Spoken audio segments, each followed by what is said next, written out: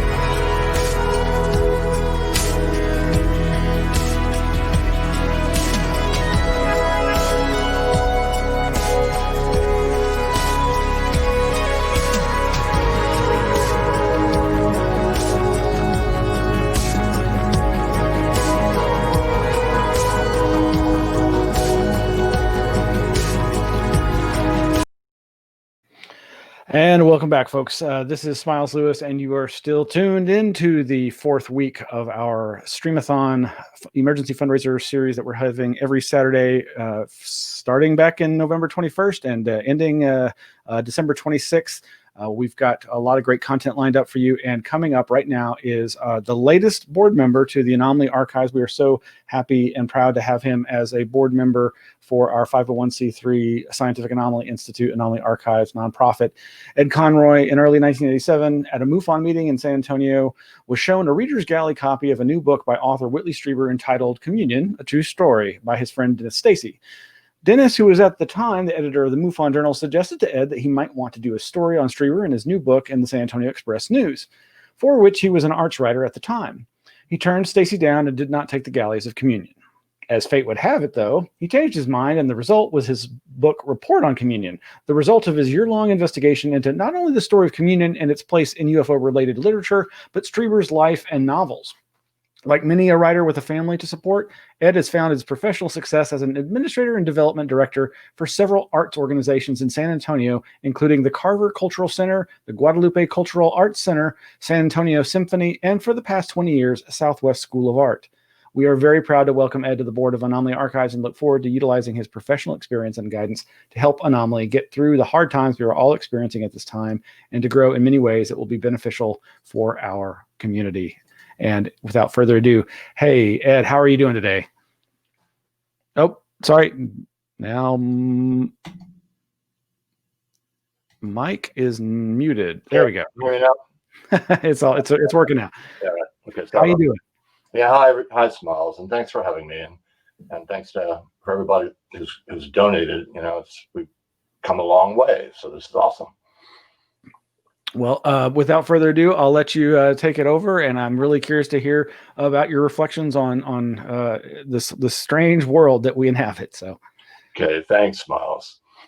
It's really great to be here. Again, I want to thank everybody who has donated to Anomaly Archives. I love the place. It's just like heaven for a researcher like me.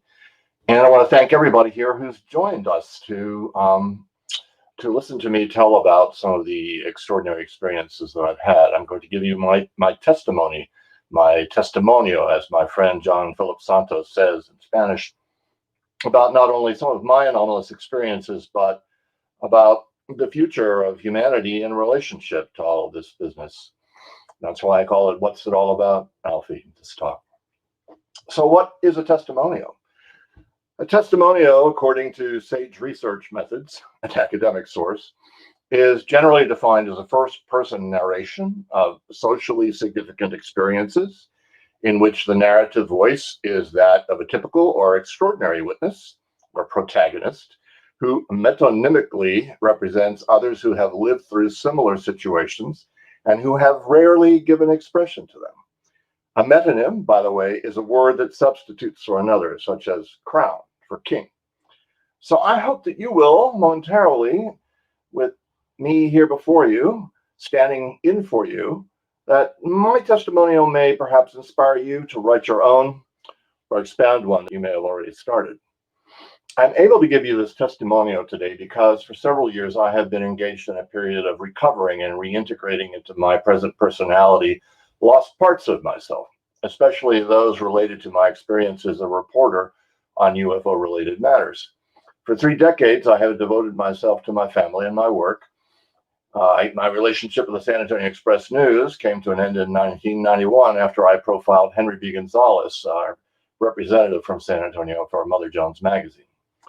Now, I've decided to re-engage with a community of people who are searching for answers to questions to which I've devoted myself with energy decades ago, so that perhaps we may simply learn how to have intelligent conversations about some of the most anomalous aspects of human experience and grow as a result, as persons, couples, families, society.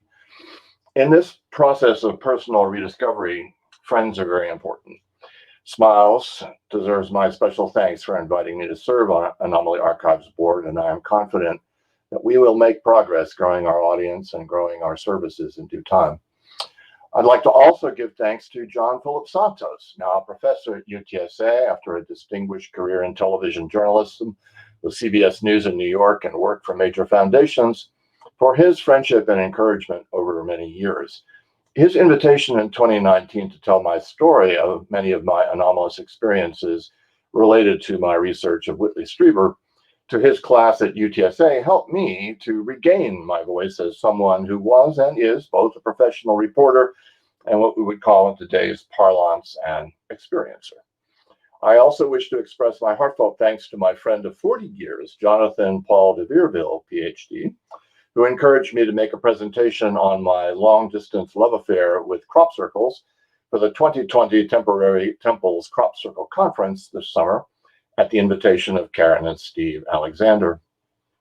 I'm also grateful to my newer friends, Frank Dauenhauer and Andrew Linnell, for inviting me to give the keynote address for the MISTEC 2020 conference, in which we address humanity's challenges and opportunities in the face of the increasingly immoral use of digital technologies. Dr. Jeffrey Kripal of Rice University also helped me regain my voice when I accepted his invitation to write a paper on how I would write a history of anomalous experiences for a symposium on UFOs, consciousness, and retrocausation at Esalen Institute in Big Sur, California in early 2019. In recent years, Whitley Strieber and Doctors Diana Pasulka, Sean Esbjorn Hargens, Michael Zimmerman, and Michael Briggs, together with Mark Barash, Jane Burns, and Therese Madrid, plus my friends Masauki, Lupita, Rocio, Nikita, Lucila, and Galileo, and above all, Bridget, have taught, encouraged, and supported me in many ways during this time of personal rediscovery.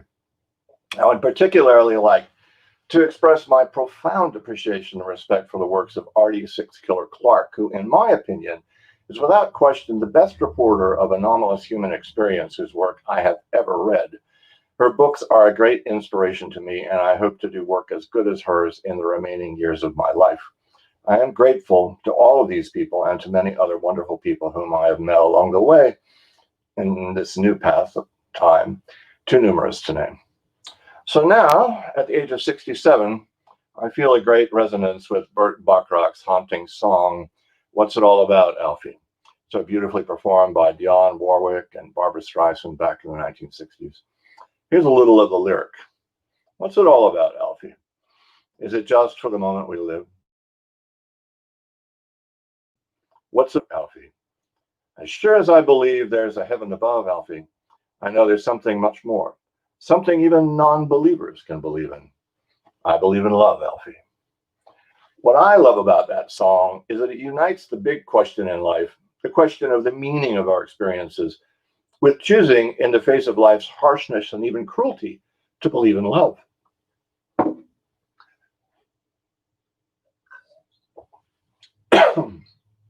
It chokes me up. For what, especially, excuse me, are we to learn from? And what meaning are we to make from, excuse me, our life experiences, and especially our anomalous experiences? How can they help us have prescient moments of insight into ourselves so that we might become better people, become wiser and more understanding, more capable of loving others and ourselves? Can they even help us survive the looming, digitally born challenges to our freedom, to our humanity, and to the earth itself? Such questions are very much in my heart as I share these stories and reflections with you. On a hot summer day in San Antonio in 1965, when I was 12 years of age, I stepped out of my optometrist's office wearing a new pair of contact lenses made to a new prescription. I immediately noticed they rendered the features of the world around me on North Main Street in sharp, crisp detail. I was up on a small hill just north of downtown San Antonio, near office buildings in San Antonio College. I intended to wait for the boss to take me home to 1610 South Florida Street, where I lived with my father, mother, sister, and maternal grandmother in a cute little Queen Anne cottage. As I walked toward the bus stop heading south on North Main Street and facing downtown, I spied something that today I would call cigar-shaped, of a dark red color, apparently floating above the office buildings that were clearly visible on the immediate horizon. It appeared to be about the size of a small airplane, but with my new lenses, I could see that it had no wings, no tail, no cockpit. Entranced, I watched it wend its way slowly across downtown until it moved into the west side of San Antonio. My view was blocked by a Buick dealership just down the street, and to my right, the beautiful multi-story Aurora Apartments building, where mafia dons in their malls from New York and Chicago would spend their winters back in the roaring 20s. I was stunned, enthralled, mystified, not at all sure of what I had seen, but quite certain that it was out of the ordinary, that it was indeed anomalous. I had no fear, only fascination. On the way home on the bus, I resolved I would never tell this story to anyone in my family, nor to my friends at school. And indeed, I have kept quiet about this story for quite some time. I did so as I didn't want to be dismissed in any way, and I think I wanted to keep this experience safe, sacrosanct, distinct, just for me. The next day, there was nothing about that very strange object in either the San Antonio Light or the San Antonio Express. Was I the only person who saw it? I wondered about that, but did not obsess about it. Soon I was back to my routine at school, marching in junior ROTC, serving as an acolyte at St. Henry's Church, playing French horn in the San Antonio Youth Orchestra, getting a crush on a very beautiful girl named Leticia.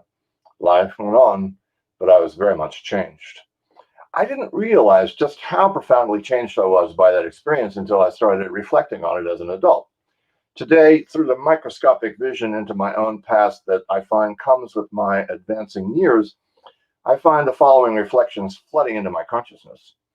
First, I was not at all surprised to see something that might be called an unidentified flying object hovering over downtown San Antonio because, in my imagination, UFOs in the form of flying saucers were already very firmly established.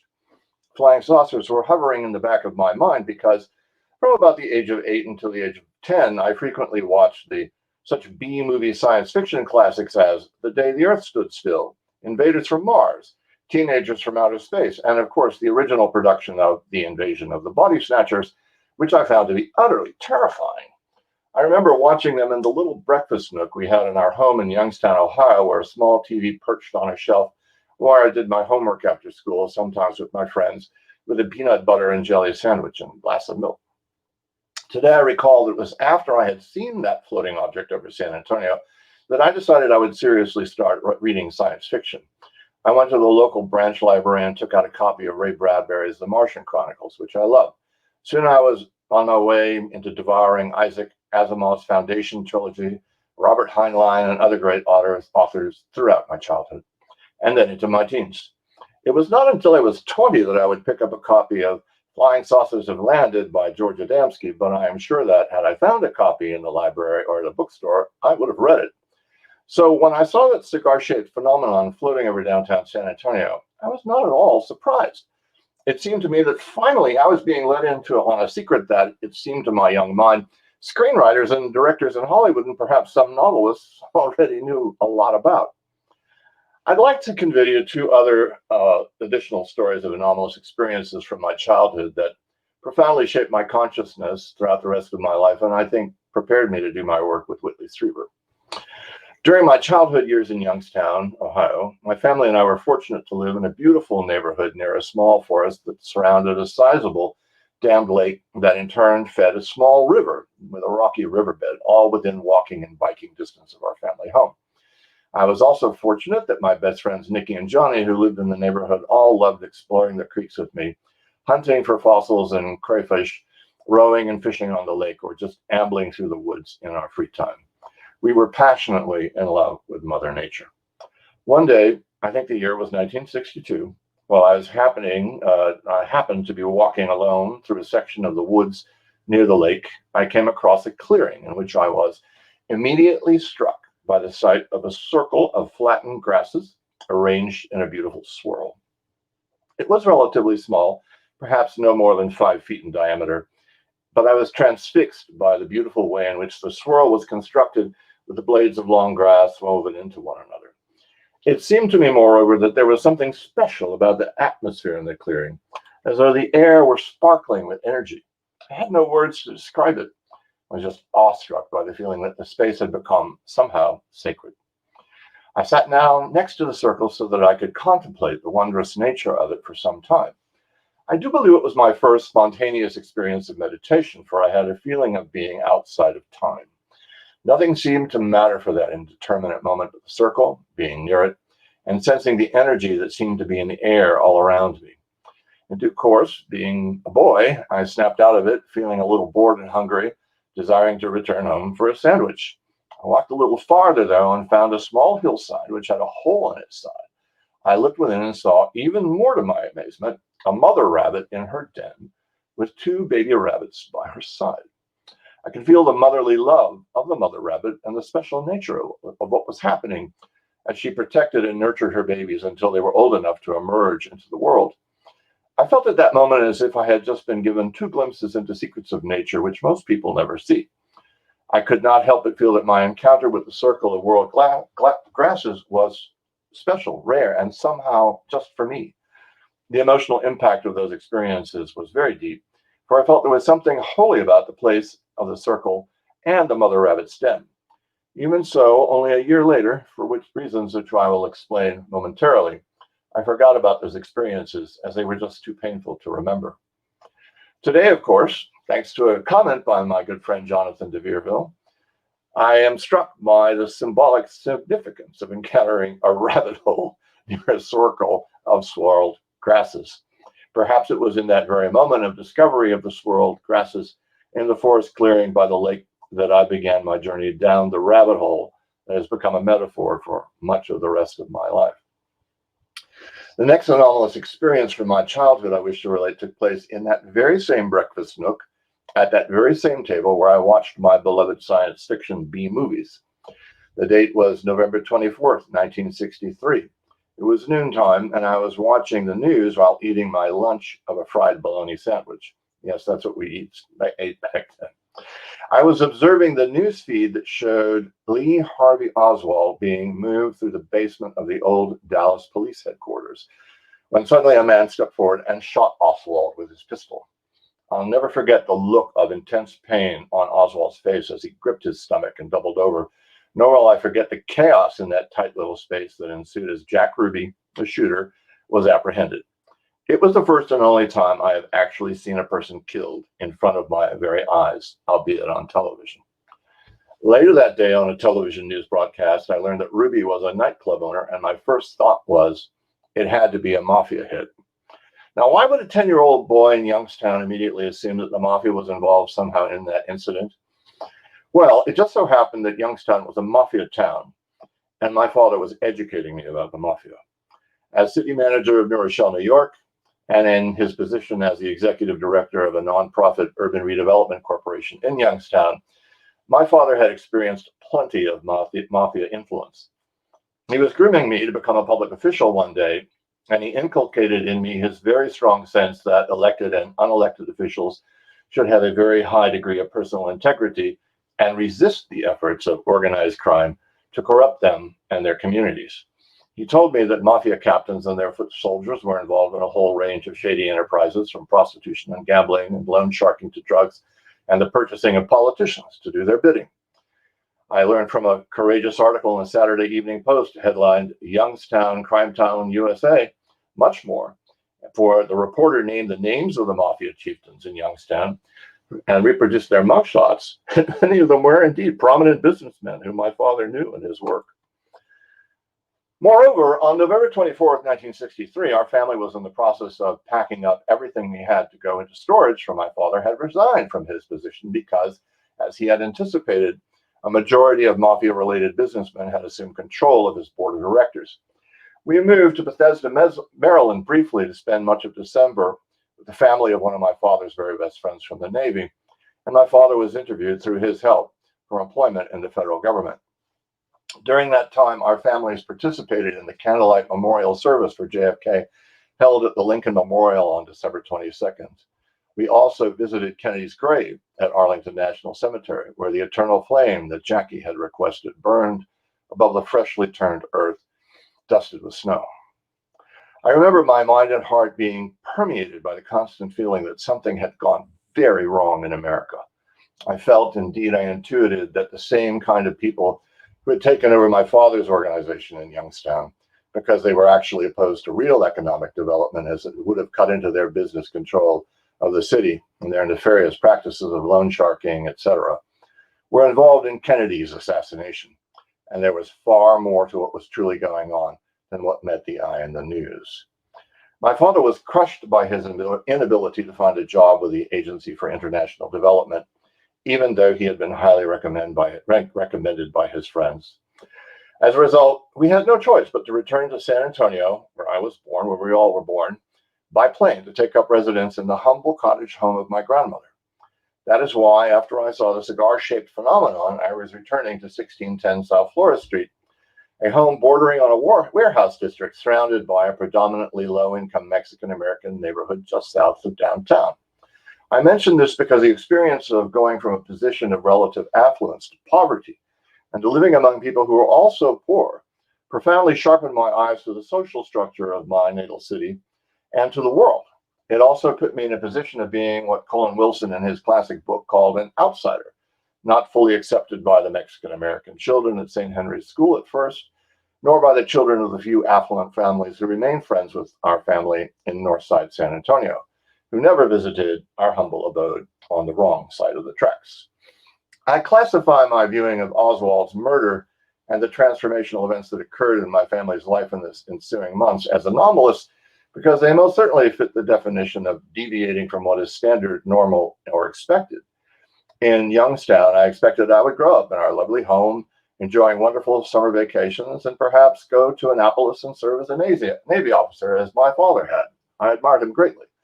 I don't think my father expected that the mafia presence in Youngstown would be so strong that it would be the end of his career.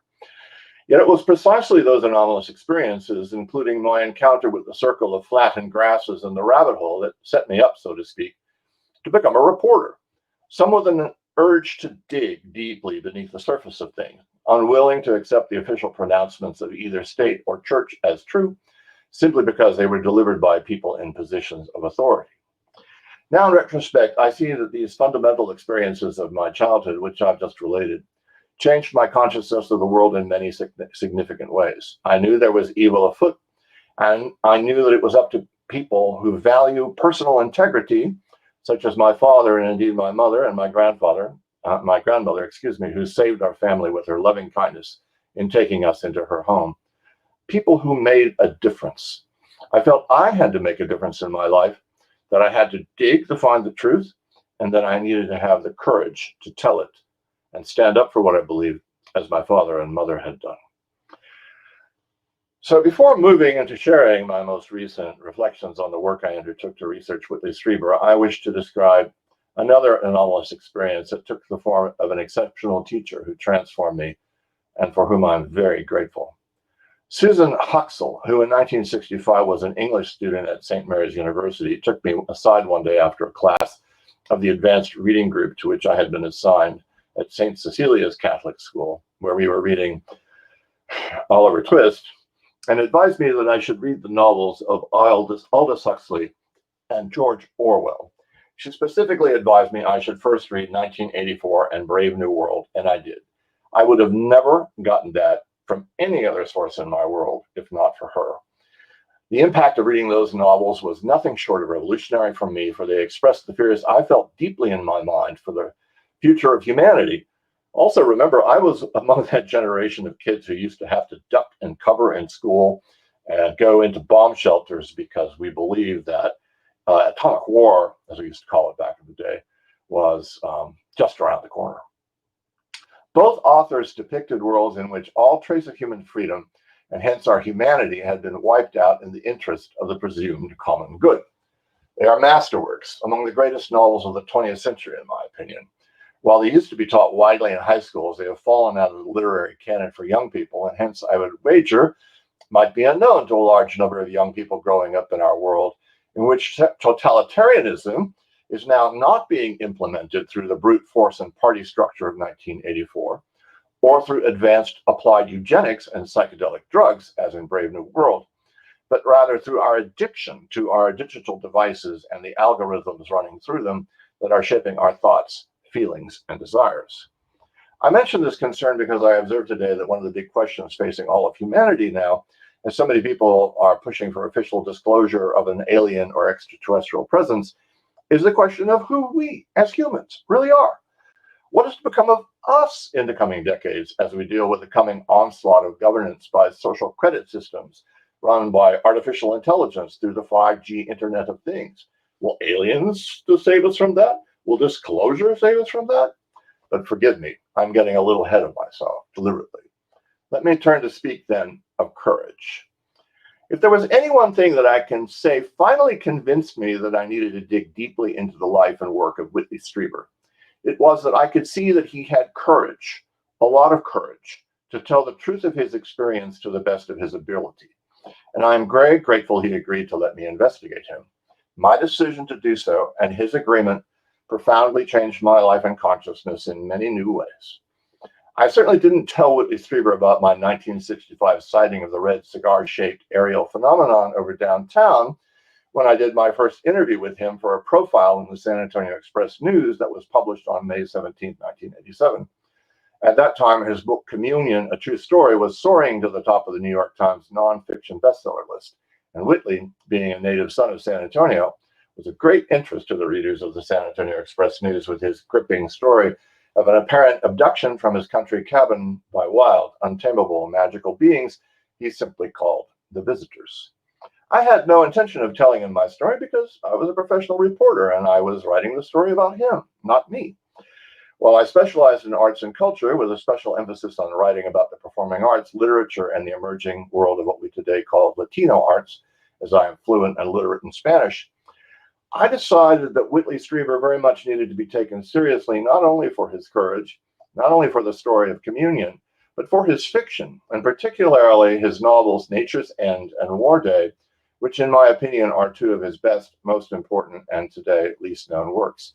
And I highly recommend in particular that people today read Nature's End, which way back in I believe it was 1985 that it came out, 84, predicted a world ecological crisis because of global warming. Little did I realize that immediately after I had made a firm decision to investigate Whitley Strieber in depth and to write a book about him and his stories of enormous experience, I would find myself dropping down a rabbit hole of continuous imaginal and anomalous experiences that became part and parcel of my very investigation of my daily life, from out-of-body experiences to an infestation of mystery black helicopters around my residence in the Casino Club building downtown, and of course, telephone and mail surveillance. I made that decision in July of 1987, just before the death of my father, and it led to a complete transformation of my life. I described that transformation and some of the extraordinary experiences that resulted from my decision in the epilogue to my book, Report on Communion, which was published by William Morrow and Company in 1989, and then by Avon as a paperback in 1990. As I went around the country on an 8-city media tour to promote the book, I was a little annoyed that most of the talk show hosts wanted me to talk about the anomalous experiences that I described in my book, rather than delve into its meat, which of course was my investigation into Strieber. And I had done a lot of original research into him, his childhood, family of origin, his friends, education, and career. And I had attempted to place his work in the cultural context of then contemporary ufology and the works of other UFO-related writers. Because he mentioned that a certain Irish fairy story based upon events recorded by monks was analogous to his experience, I devoted 2 chapters to exploring the fairy faith in Celtic countries. I was, in short, trying to provide anyone who wanted to delve deeply into the meaning of Strieber's story and to know his character better with the information they would need to have an intelligent conversation about this man, Whitley Strieber. I had found, not surprisingly, of course, that most talk show hosts were not interested in having an intelligent conversation about the intellectual meat in my book, or indeed the UFO phenomenon in the realm of paranormal human experience. No, they wanted to largely know if I believed Strieber was telling the truth, and if I now believed in UFOs. I replied then, as I still do to such questions, that I was never interested in finding out whether I should believe or have faith in Whitley Strieber, or whether I should believe in UFOs. I was in search of knowledge, and I had made a firm commitment to myself to follow through my investigation to the end, whether I found any evidence of fraud, or whether I found evidence that supported Whitley's story and communion. I would also sometimes say, as I do today, that if I believed in anything, it was in the value of asking good questions for their own sake. Indeed, one of the things that that originally had attracted me to giving Whitley serious attention was the fact that he believed in radically testing himself and his experiences before starting to make any public statements about them. I documented that in my book, how he had consulted Donald Klein, a prominent New York psychiatrist, about his experiences in mental health, took tests for temporal lobe epilepsy and a lie detector test.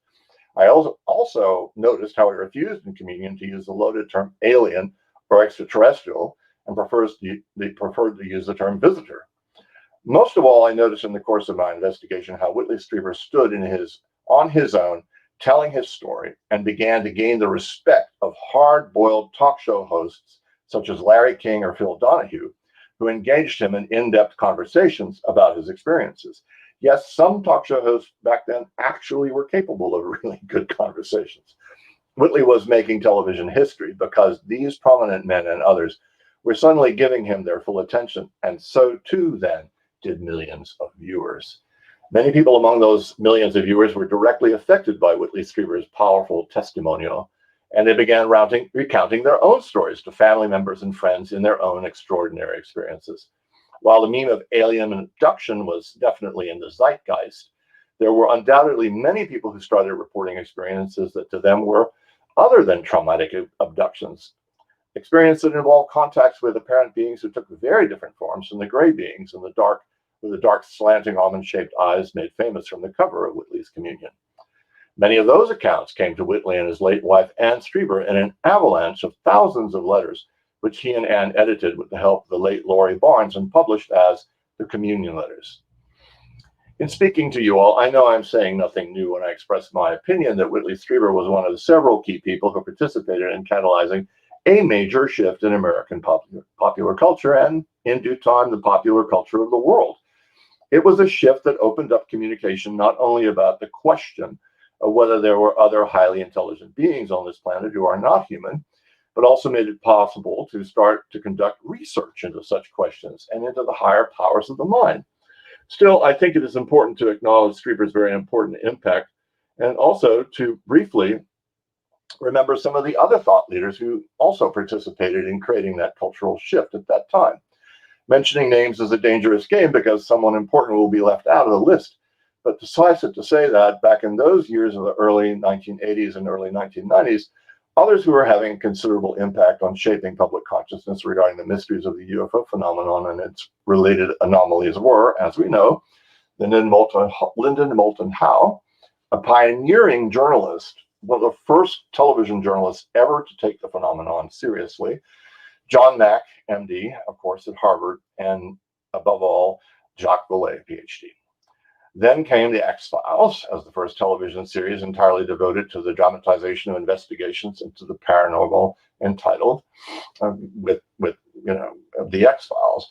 After X-Files came to the New Age movement with Shirley MacLaine as its standard bearer, and for a while, it was very cool in the United States to say you'd had an anomalous experience. And as we know, John Mack at Harvard, together with Dr. Michael Zimmerman and others, were seriously studying the experiences of people who said they had had abductions, making that the first time such a study had ever taken place in any academic setting.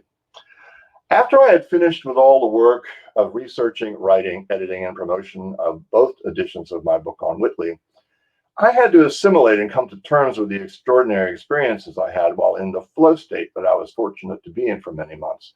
I call it a flow state because it seemed that I had caught hold of a tremendous current of physical, mental, and even erotic energy which carried me to the people, places, and information I needed to visit and assimilate in order to write my book. I had numerous out-of-body experiences as well as instances of being filled with coherent light, during which I experienced visions regarding my life and future, and apparent visitations by shadow people who sometimes playfully mocked me or encouraged me at 3:33 a.m. or 4 a.m. As I related in the epilogue to my book, I had an experience which for all practical purposes had all the signs of being an insertion of an implant into my brain through one of my nostrils in the summer of 1987, immediately after I had decided firmly that I would do the book. The experience came as well only a few days after my father's death, and shortly after my then wife and I decided to divorce. We had a major disagreement about my decision to do the book and other matters, and opted to go our separate ways. By the way, I must say that I decided at that time to just take whatever had happened, whether it was an implant or not, and not have any fear about it. And in fact, if it was a communications device, I asked it to help me. So it can be said then that when I undertook the work of writing Report on Communion, I was in something of a raw emotional state, experiencing grief at the death of my father and from my divorce from my first wife. During the work on the book, while at the same time holding down my responsibilities as a freelance arts and urban affairs writer and critic, helped me to overcome my grief. The anomalous experiences I described in my book became to me the equivalent of an initiation into a new way of being, a new state of consciousness. Naturally, in the course of reading a great deal of UFO-related literature and in the course of speaking with many people who came to me for the purpose of simply sharing their anomalous experiences, not to mention, of course, regularly communicating with Whitley, who would tell me of new spontaneous visitor experiences over the phone, I came to see that there was an intensely psychic and indeed spiritual dimension to the experiences that so many people were testifying to in relationship to UFOs back in the 1980s and 90s. Unlike people who made investigations into the supposed craft that are the UFOs, Whitley made the decision that his experiences with him were his primary area of inquiry. In my own case, I was finding that after so many experiences took place in an imaginal realm halfway between waking and dreaming, that so much information was being transmitted to me in images, I decided I needed to educate my imagination in a new way. I say in a new way because I had already devoted a fair amount of my education to understanding works of the imagination, works of art in my days as a student in the School of Critical Studies at California Institute of the Arts. Moreover, as a journalist, I had spent a great deal of my time interviewing and profiling accomplished artists with remarkable imaginations. Prior to undertaking my work on Whitley, I regarded the imagination as sort of a catch-all for all the sense impressions of my daily life, which, like a collage artist, I rearranged into dreams when sleeping, and that in one way or another reinterpreted my life's experiences or expressed desires I had repressed. However, I decided that there was also a state of consciousness that some writers were starting to call imaginal, a state in which one enters into contact with the larger forces of the imagination as a dynamic creative force in the universe, which is transpersonal. It is a state in which one enters into a relationship with the intelligences who were implanting, it seemed to me, such extraordinary experiences that I was having. I needed, I believed, to learn more about this imaginal realm and the forces that were in it to grow and use the experiences that I had been given. So I did so initially by reading a book that kept calling to me from my bookshelf, The Wisdom of the Tarot by Paul Foster Case. I was struck by Case's emphasis on making the Kabbalah understandable through truly clear writing. He was introducing, as he said, a system of practical wisdom. Gradually, in looking again and again at the images in his book of the 22 keys up to the tarot, also called the major arcana, the classic images of the fool, magician, high priestess, empress, and emperor, and so on, it dawned on me that the tarot was a system for educating and training the imagination. Education and training for what, you may ask? It is a system, in my opinion, for drawing down knowledge, understanding, and wisdom from the higher intelligence that reside, we are told by tradition, and as we can discover for ourselves, in the planetary, cosmic, and elemental spheres, or sephiroth in Hebrew. Those spheres are located on the points of the geometric design formed by the intersection of three vertically aligned circles of equal circumference known as the tree of life, sometimes also called the talking tree. All those intelligences we are given to understand are expressions of the one power, the life force that animates all life. As my father was an electrical engineer, I look at the tree of life as a diagram of the spiritual step-down transformer, which takes the extremely high voltage power carried on transmission lines down to a vibrational frequency we can employ in our homes, and in this case, in our bodies and minds. So over the last 30 years, as a student of the builders of the Adaitum, which Case founded after leaving the Order of the Golden Dawn, I have internalized the 22 keys as images in my subconscious mind through coloring the cartoons provided in the monthly lessons. I have also memorized those images in association with the letters of the Hebrew alphabet, which correspond to their places on the tree of life. Another realization which came to me as a result of my initiatory experiences that came when researching Whitley's life was a new and deeper sense of connection with nature than I had ever had, even as a boy when I played in the forest near our home in Youngstown. Suffice it to say here that through reading the works of Michelle Small-Wright, I had a realization that it is possible for all of us to directly communicate with nature and the various kinds of beings who assist Mother Nature in her work. Michelle teaches people how to use simple muscle testing with the fingers of our hands to receive yes or no answers to questions. While Michelle originally applied her insights and method to the art of gardening with plants, something she learned while a student at Findhorn in Scotland, she gradually applied herself to helping people to create what she calls soilless gardens for projects of any kind. It is a method for articulating and amplifying any intention one may have, cultivating that intention as one would do with the garden until it bears fruit. I use this on my home in San Antonio, and I've used it for many projects. I should also say that Michelle is quite fascinating because in her autobiography, she describes experiences which took her into another dimension, in which she lives in another body in a parallel Earth, in which she is in relationship with a gentleman by the name of David, who is head of a special group that is in charge of maintaining the energy in the ley lines of the Earth. And they have this global supercomputer that shows the energy levels of all the ley lines throughout the Earth. She makes it clear in other places that David is the reincarnation in this other world of Dwight David Eisenhower. So, and in addition, she's written an extraordinary book called The Mount Shasta Mission, which describes a UFO-related adventure orchestrated in part by David and people on the other side for the purpose of helping to stabilize world governments through taking a UFO, a mothership, down to Mount Shasta. Great reading, might be a little wild for you, but let me tell you, I've used her methods and her essences for years, and they have been of great help, so I give her some credence.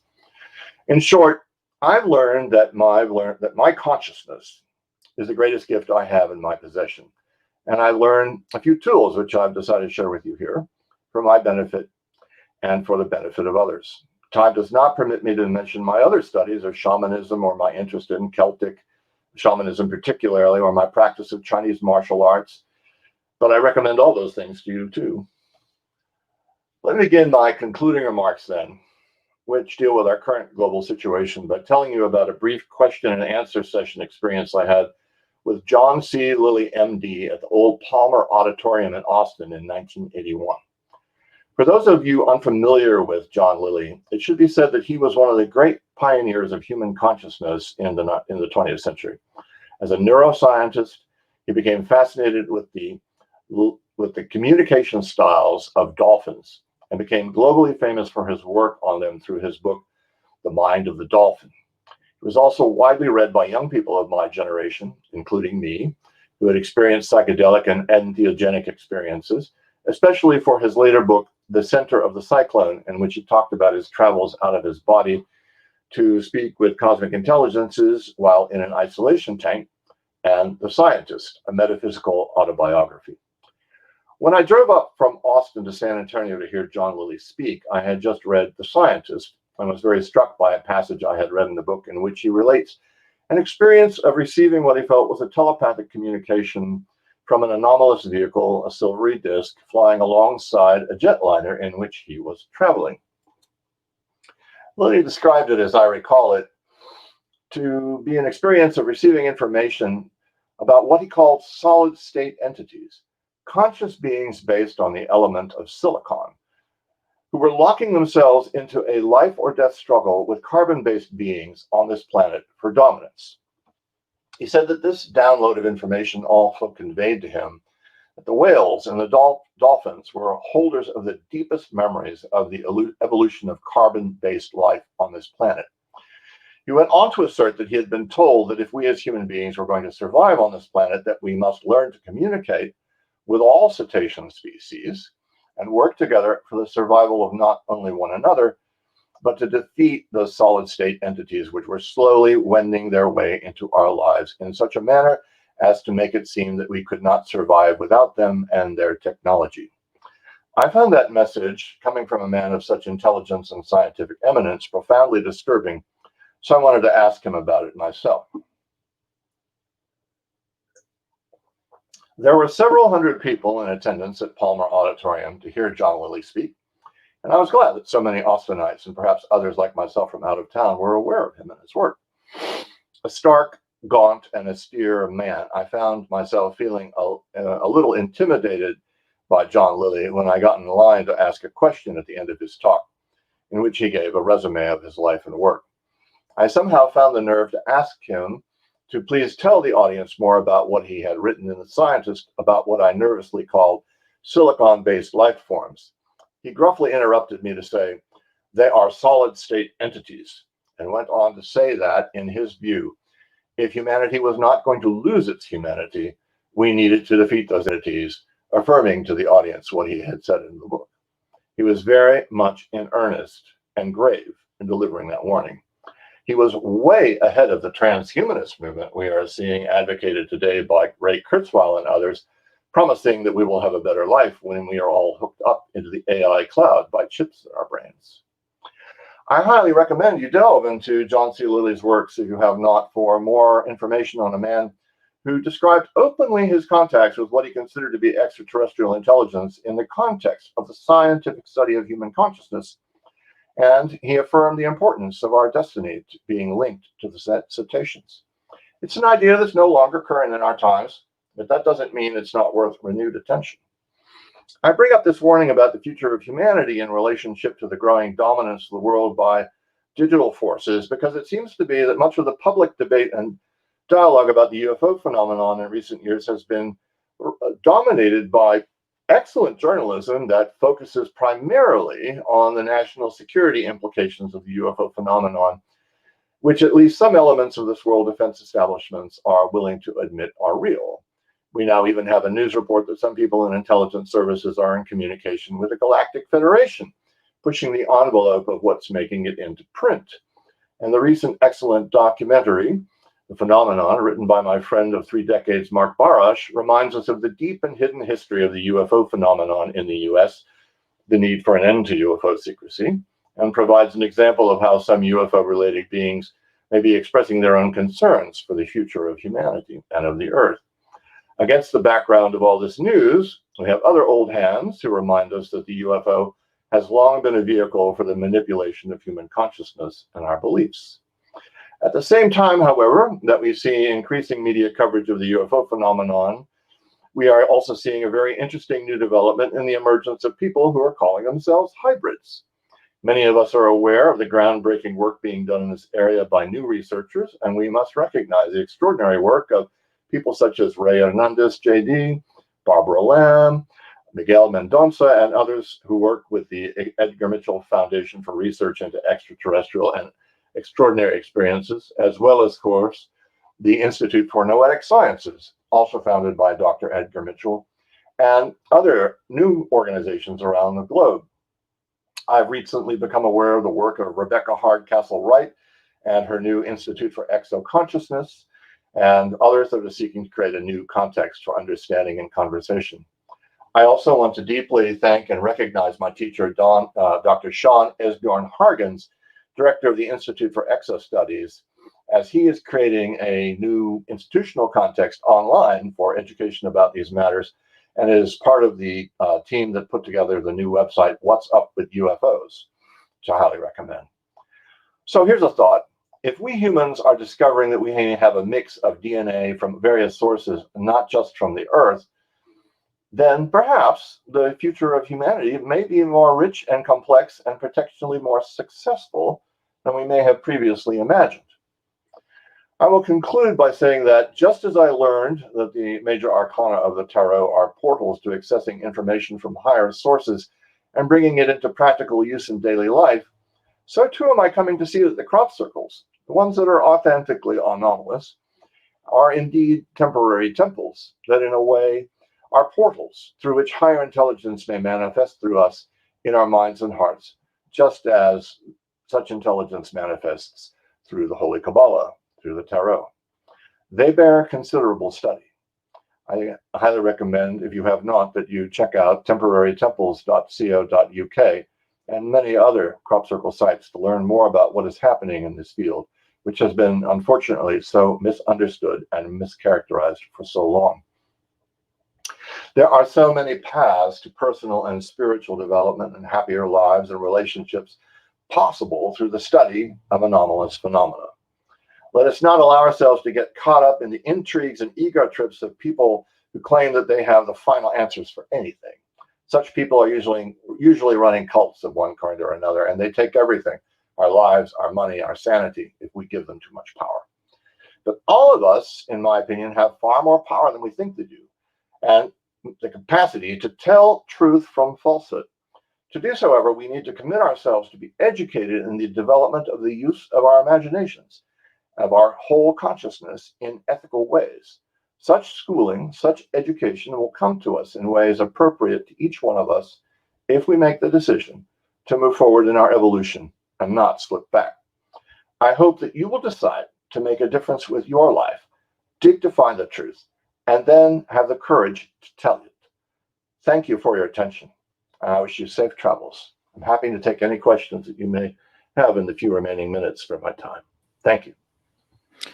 Thank you, Ed. I really enjoyed that talk, and I look forward to many more conversations. There's so much that I want to delve into with you in an environment like this. I apologize for the really tight schedule today is not allowing for much in the way of questions and answers, but I did want to make sure you realize that folks are enjoying your talk, and thank you. Red Pill Junkie, again, UFOs as a vehicle to manipulate human consciousness and beliefs. But really, thank you so much. I really want to explore these reflections and on the past and how we proceed in the future with you in more depth in the near future. So really appreciate everything that you've done for the Anomaly Archives. Thank you. Oh, my pleasure. And thanks again to everyone for everything. Adios. All right. Folks, just real quick, here is the scoreboard, so to speak. We're still creeping along. We've gotten up to $10,154. We could use your help with these tax-deductible donations to our 501c3 organization. Really appreciate all the help so far, but we need a lot more. And we're going to be coming back with a pre-recorded lecture that I gave a couple of years ago on a very strange experience that will give you some context as we go into more discussion with some special guests in a little while on the Mystery Hum experience. So stay there.